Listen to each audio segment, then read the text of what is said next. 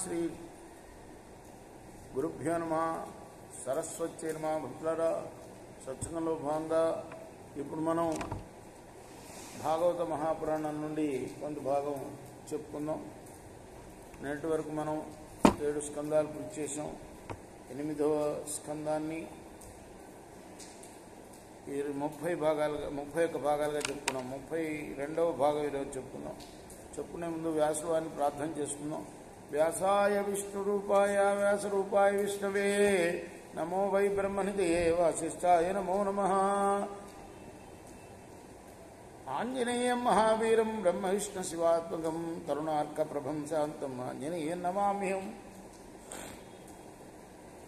సదా నింబవృక్షస్య మూలాధివాసాత్ సుధాశ్రావిణం తిత్తమప్యప్రియంతం తరుం కల్పవృక్షాదికం సాతయంతం నమామీశ్వరం సద్గురుం సాయినాథం. మన్వంతరాల గురించి చెప్తున్నాడు సుఖయోగి పరీక్షణ్ మహారాజుకి. ప్రస్తుతం మనం ఉన్న మన్వంతరం పేరు వైవస్వత మన్వంతరం అయ్యా అంటూ, ఇది 7వ మన్వంతరం అని 8, 9, 10 8వ మన్వంతరం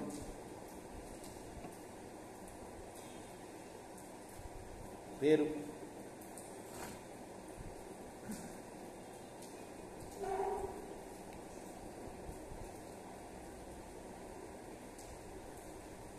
సాపర్ణి మన్వంతరం. 9వ మన్వంతరం పేరు దక్ష సాపర్ణి మన్వంతరం. 8వ మన్వంతరం పేరు సూర్య సాపర్ణి అయితే 9వ మన్వంతరం పేరు దక్ష సాపర్ణి మన్వంతరం. ఇంకా 10వది బ్రహ్మ సాపర్ణి మన్వంతరం. ఇందులో ఉపశ్లోకస్తుతునకు బ్రహ్మ సాపర్ణి ఆయన మనువు, ఆయన పుత్రులు భూరిసేనాదులు భూపతులు, హవిష్యత్ ప్రముఖులు మునులు, శంభుండను వాడు ఇంద్రుడు, విభుజాదులు నిర్జరులు దేవతలు. విశ్వసృజుని ఇంట విభుడు విషూచికి సంభవించునంశ సహితురగుచు చెలిమి శంభుతోడ చేయు విశ్వక్సేనుడనగా జగము కాచు అవనినాథ.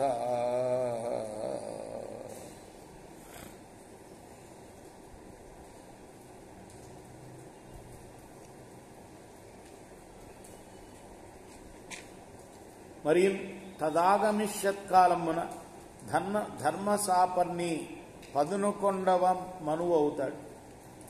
మను తనూజులు సత్యధర్మాదులు 10 మంది ధరణీపతులు రాజులు అవుతారు. విహంగమ కామగమన నిర్వాణ రుచులనేవారు దేవతలు అవుతారు.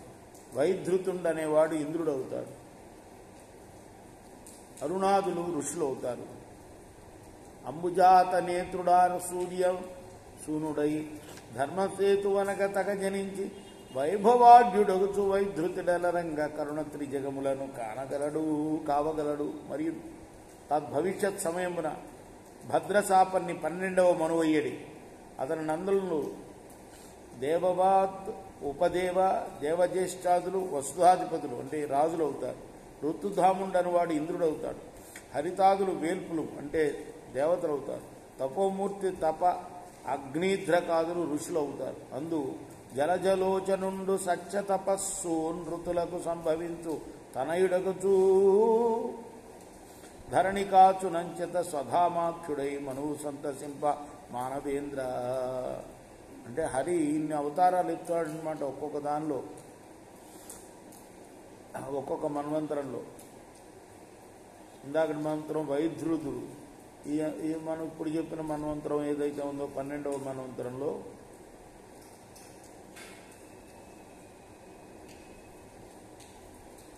స్వధామాఖ్యుడు. మరియు తదేశత్కాలమున ఆత్మవంతునకు దేవసాపర్ణి 13వ మనువయ్యడి. మనుకుమారులు చిత్రసేన విచిత్రాదులు జగతీ నాయకుడు. సుకర్మ సూత్రాను సంజలం గలవారు బృందారకులు. బృందారకులు అంటే దేవతలు. అంటే ఒక్కొక్క మన్వంతరంలో ఒక్కొక్క ఇంద్రుడు ఎవరు, తర్వాత ధరణి నాయకులు అంటే రాజులు ఎవరు, ఆ తర్వాత ఋషులు ఎవరు అని చెప్తున్నారు. దివస్పతి అనేవాడు ఇంద్రుడు అవుతాడు. నిర్మోహతత్వ దశ్చాదులు ఋషులు అవుతారు. అందులో ధరణి దేవహోత్ర దయితకు బృహతికి యోగ విభుడు నాగనుద్భవించి వరనేత్రుడా దివస్పతికి ఎంతయు సౌఖ్యమాచరించు జగతినాథ. బృహతికి యోగ విభుడు అని పేర విష్ణుమూర్తి అవతరిస్తాడు.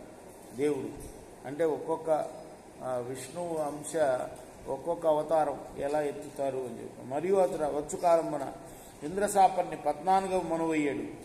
మనునందనులు ఉరు గంభీర వస్వాదులు రాజులు, పవిత్ర చాక్షసులు అనువారు దేవగణములను, శుచి అనువాడు ఇంద్రుడును, అగ్ని రాహు శుచి శుక్ర మాగధాదులు ఋషులు అదులు. అందులో తనర సత్రాయణునకు వితానయందు భౌమునందుడి హరి బృహద్భానుడనగా బృహద్భానుడనే అవతారం ఆ 14వ మనువు కాలంలో వస్తాడు విష్ణుమూర్తి. విస్తరించు క్రియాతంతు విసరములను నాకవాసులు ముదమొందన రవరేంగ జగదీశ త్రికాలములను పొగడుందు మను ప్రకారములు చెప్పబడిను తగ 14 మనువులు జగ యుగములు వేయు నడువ దివమజును అజునకును. ఒక దివం పూర్తవుతుంది. ఇట్లా 14 మన్వంతరాలు పూర్తి అయితే అజుడికి బ్రహ్మకి ఒక రోజు అవుతుంది అని చెప్తున్నారు. రేపు మనం 33వ భాగం చెప్పుకున్నాం. కృష్ణార్పణం. సాయి కృష్ణ. శ్రీ సచ్చిదానంద సద్గురు సాయినాథ్ మహారాజ్ की जय. చేకోరా హారతి దిగో సద్గురునాథ దేవ సాయినాథ. పాంచభౌతిక తత్వములనే హారతి